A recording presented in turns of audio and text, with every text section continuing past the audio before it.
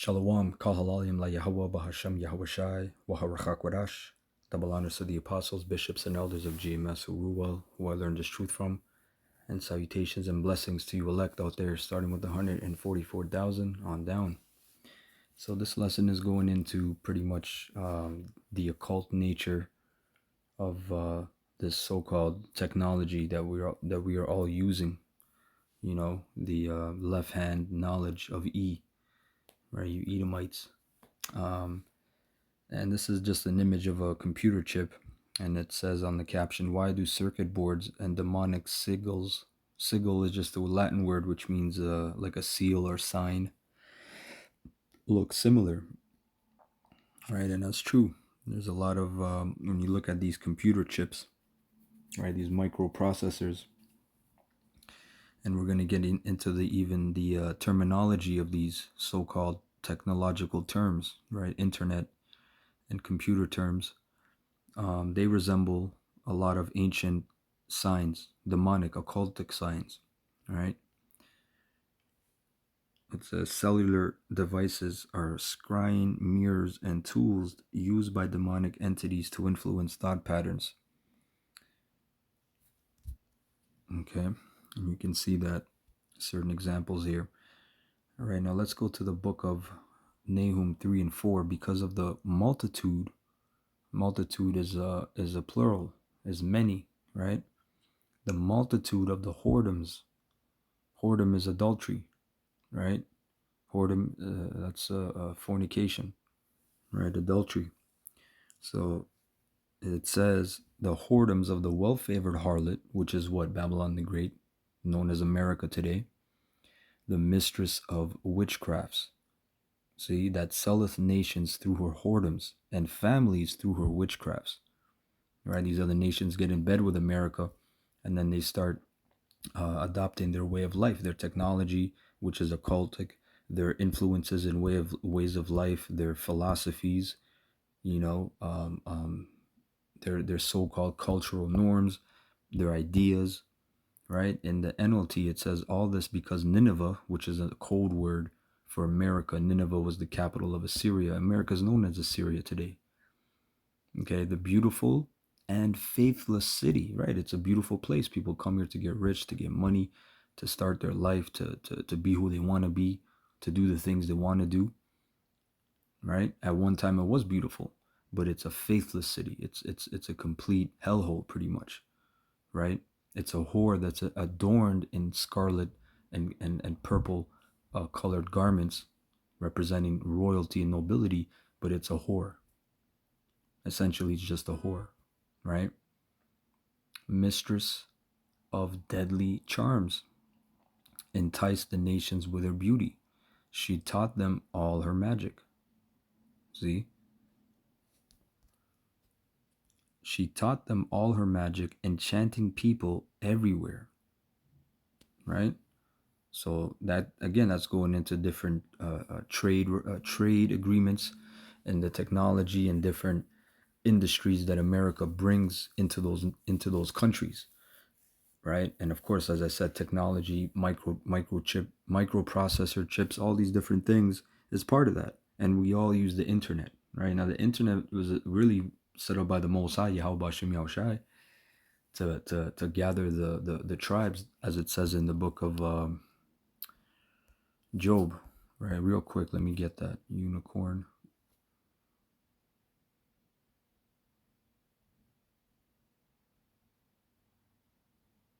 Right, I'll go to the point. 39, Job 39:12. Wilt thou believe him that he will bring home thy seed and gather it into thy barn? Right. So the point of the internet, right, of this World Wide Web, which that's witchcraft, because that's www, which is really six.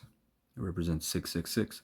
But that the point of that was to gather the tribes. Okay, that's why you see GMS Nigeria, GMS Peru, GMS Holland, GMS Australia, right? So there's worldwide camps. Okay, so let's go into some more points now. So I asked pretty much, why does the internet borrow these occultic terms? So here it gives me some examples. Portal, literally a doorway or gate in esoteric language, Portals are passageways between worlds, dream states, astral planes, dimensions. On the web, a portal site, AOL, Yahoo, MSN, was the doorway to the wider net. Same metaphor. All right, that's why these, a lot of these, well, majority of these websites, they're portals, right? And sometimes you have to type in portal.com or portal dash, et cetera, to get to your destination. You know, if you have a specific private lesson or video or something that you're learning, it's a portal. It's literally called a portal. Gateway. In networking, a gateway routes traffic between networks. In myth, a gateway is the guarded entry to another realm. And you actually had computers back in the day. They were called gateway. I don't know if they're still around. You know, they weren't too good, but they were called gateway PC. Okay. Firewall, technical barrier to intrusion, symbolically a ring of fire as protective magic, right? Diamond, right? In Unix systems, background process, and we're going to get into that more. Name chosen from Greek equals intermediary spirit, and really it means demon. Okay, they try to give you some fluff. We're going to get into diamond as well, because diamond is all these background processes, these programs that are running on your computer. They all stem from diamond. Okay, cloud, marketing term for distributed servers, but in mythic language, clouds hide and reveal divinity.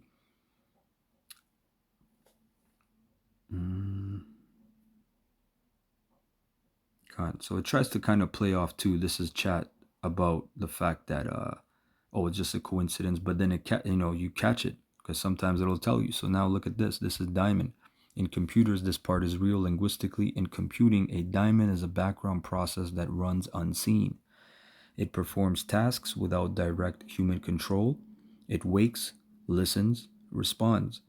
This term was intentionally borrowed from ancient Greek philosophy. In Greek, diamond, an invisible intermediary force between worlds. In computers, diamond or demon, an invisible task runner between systems. And a lot of this is also shown in the Matrix about programs and different things and viruses and different terminologies, right? In the second one, she was explaining that, the Oracle, all right, to Neo. Why the internet is symbolically like an occultic portal. Think of the ancient idea of a portal, a doorway between worlds, an opening where information travels, a place where you can contact distant beings, a medium not bound by physical distance. Now look at a URL, hyperlink, or app. You click a symbol, it instantly opens another realm, website, feed, chat. You speak to someone across the planet, you access knowledge instantly. The internet functions like a symbol-based gateway system, and that's true. And even I remember a few years ago, people are finding out that all these symbols are occultic, like the Gmail, that's a Masonic apron. You have all these different symbols for these apps and programs that we're using daily, and they're all occultic, man. you know, um, it says the internet functions like a symbol-based gateway system, and occult portals also function by symbols, sigils, glyphs, seals, talismans. So the vibe is similar. Symbols are open worlds. Now, in technology today, we actually use, or Esau uses, um, heavy metals, precious metals, gold, silver, platinum, copper, and crystals, right? So ancient magic traditions believe crystals store energy, focus, retention, or intention, conduct invisible forces, carry memory. Look at modern tech. Silicon crystals store charge. This becomes memory. Quartz crystals produce precise vibration. This becomes timekeeping. Sapphire crystals insulate high energy circuits. If you told an ancient mystic that this quartz stores voices and pictures of people far away, they would call it sorcery. And that's what it does exactly today. You know? And then just like when the angel Uriel asked Ezra, show me the image of a voice, right? Bring me back the day that passed. Esau can technically do that on the left hand side. That's spiritual power on the left hand side, and that's done through what? Crystals, precious metals. Okay, you can access the day before. You can see these things in what they call motion picture. Um, it says even the scientific language overlaps: energy flow, conduction, frequency, resonance, charge. Why microchips resemble sigils or magical seals. Look at the layout of a microchip board from above: complex geometric pathways, repeated patterns, nodes and gates, energy channels. These visually resemble Kabbalistic diagrams, hermetic seals. And a lot of this is going to tie in with also the god Hermes, which is the Greek god. Uh, the Romans called him Mercury. Okay. And Mercury, among other things, he was known as the god of communication. Okay. Again, this is all tying in. That's why in the Matrix, I always wondered why did they have the symbology of when they enter the Matrix, they got to pick up the phone. No. When they enter the Matrix, they have a machine, but when they enter the Matrix, right, as soon as they're plugged in, they got to pick up that phone. Right? Okay, I'm in, and then I got to go here, and then when you come out of the Matrix, you got to the phone's ringing. You got to pick up that phone. That's going into Hermes or Mercury. That's occult symbolism, right? We're gonna get into that. Okay, it says hermetic seals, alchemical designs, temple floor plans. The reason is practical, not mystical, and that's some BS, because they could have done it any way they wanted to, but they have to have their patent of witchcraft, their left hand sorcery, their knowledge, and it's only befitting because America pushes witchcraft. The beast, the 10 horns, they all practice and push that throughout the world. Okay. Um, but the symbolic resemblance is strong and humans notice patterns. All right, again, conspiracy theories. We're crazy. Names of power, passwords, keys, and encryption. In magic, names have power. Secret words open realms. Sigils unlock forces. Only initiates know the keys. In computing, passwords unlock systems. Encryption keys open protected realms. Hashes act like sigils. Only those with the key can access the inner world. The logic is identical, just technological instead of ritualistic. And it's still ritualistic. The hidden realm equals cyberspace. Cyberspace invisible all around you, always active, filled with entities, bots, algorithms, diamonds or demons, AIs, responds to symbols or commands. That's why many philosophers compare cyberspace to Jung's collective unconscious, astral planes, hermetic mind realm. See? So let's go into a bit of the crystals. I'm gonna skip. I'm not gonna read all this. But why crystals? Crystals are highly ordered structures. Their atoms line up in a repeating, predictable pattern.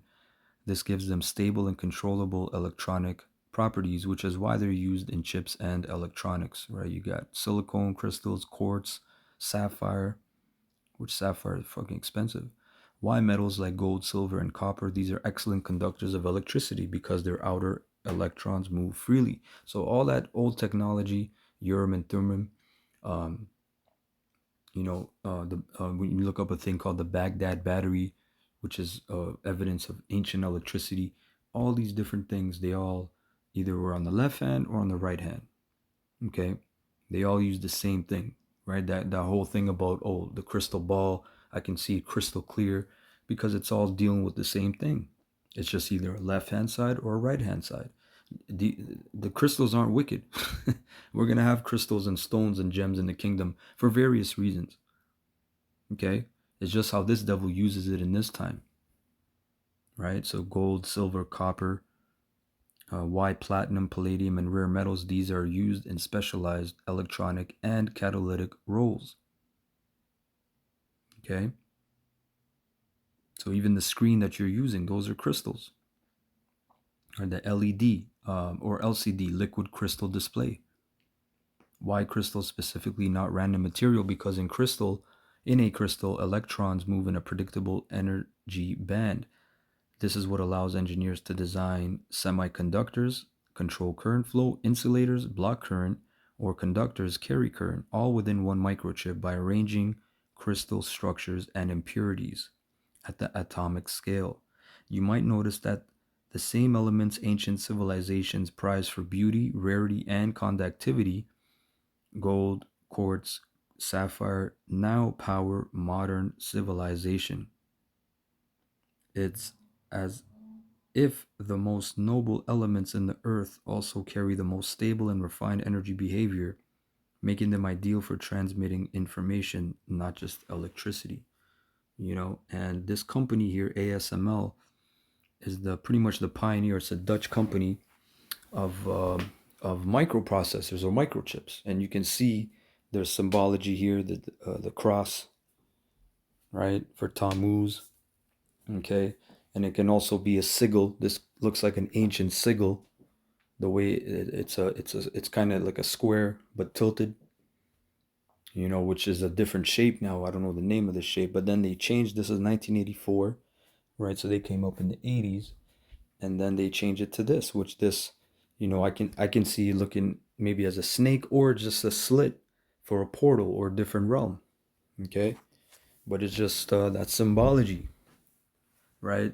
And as you see, ASML's significance lies in its virtual monopoly on extreme ultraviolet lithography machines, the essential equipment needed to manufacture the world's most advanced microchips. Without ASML's technology producing the cutting edge processors that power modern artificial intelligence, smartphones, and supercomputers would be nearly impossible. See? So this all ties in. Now let's go into a bit about this. This was dealing with Mercury, right? Yes. So it says gate, door, threshold, crossroads, all mercurial territory. Mythic pattern. Hermes Mercury presides over thresholds. Shrines to Hermes stood at crossroads. Travelers invoked him when passing from one domain to another. Communication tech as threshold. The internet is a labyrinth of doors, portals, logins, gateways, firewalls. Even the word portal is borrowed from the esoteric language of passage. To move from one network to another, you pass a gateway. Gatekeepers in occult and myth, every threshold has a guardian. Think of Cerberus at Hades' door or Janus at Rome's doors. Online gatekeepers are moderators, corporations, algorithms, sysadmins deciding who crosses. Symbolically, they play the hermetic role of boundary regulators. Occult resonance. In the same way a phone embodies Mercury's voice across distance, the internet embodies Mercury's domain of roads and crossings. It's the modern astral crossroads. Billions of signals rushing, intersecting, diverging. So, yes, calling them internet gatekeepers is not just corporate jargon. It unknowingly repeats a very old archetypal pattern: no crossing without someone holding the keys. As you see, this is all occultic, man. And this is all scriptural because, again, this devil, this devil, man, this is how we deceive the nations. This is, let me see, Revelation 18 and 23. It says, and the light of a candle shall shine no more at all in thee, and the voice of the bridegroom and of the bride shall be heard no more at all in thee. For thy merchants were the great men of the earth, for by thy sorceries were all nations deceived. See? NLT, the light of a lamp will never shine in you again. You will not be illuminated. Your light is dimming. Job, the book of Job mentions the light of the wicked shall be put out. Okay? The happy voices of brides and grooms will never be heard in you again, for your merchants were the greatest in the world, and you deceived the nations with your sorceries. And this technology, which technology goes into technique, which is pretty much an artificer. Okay? Devices, going into devices and artificer. Okay, there's nothing wrong with being an artificer, but this man, He creates artificial things. He mends unnatural things together that will hurt you. That's why this technology, this left-hand side technology, is really hurting us. It's emitting radiation. Okay, there's all kinds of damage to your body. Okay, that you get headaches. You can get cancer as well, right? It can change your cells, influence your cells. This is all witchcraft, man. Right? The benefits seem great because yeah, I can video call someone across the world and I can do this and I can keep in contact and I can get information, but it's literally costing your health. It's literally draining you. That's demonic, bro. That's demonic. It's literally draining you. The same thing that we're using to so-called benefit us carnally is really killing us. Right now we got 5G, 6G is also in the works right now. It's been in the works already. 6G is about to drop soon. This is hyper frying us, man. Right? And this word sorceries, right? Pharmakia, which is, we already know about the pharmaceutical system. That's another high level sorcery that deceived the whole world. The allopathic system that the world has to follow if they want to be deemed professional and civilized and all this different jargon. Right? But clearly that part of that pharmakia, poisons, administering poison, is this technology. Right? Anyway, I hope you're edified with that. Kal halayim la Yahweh bahashem Yahweh Shai wa Shalom.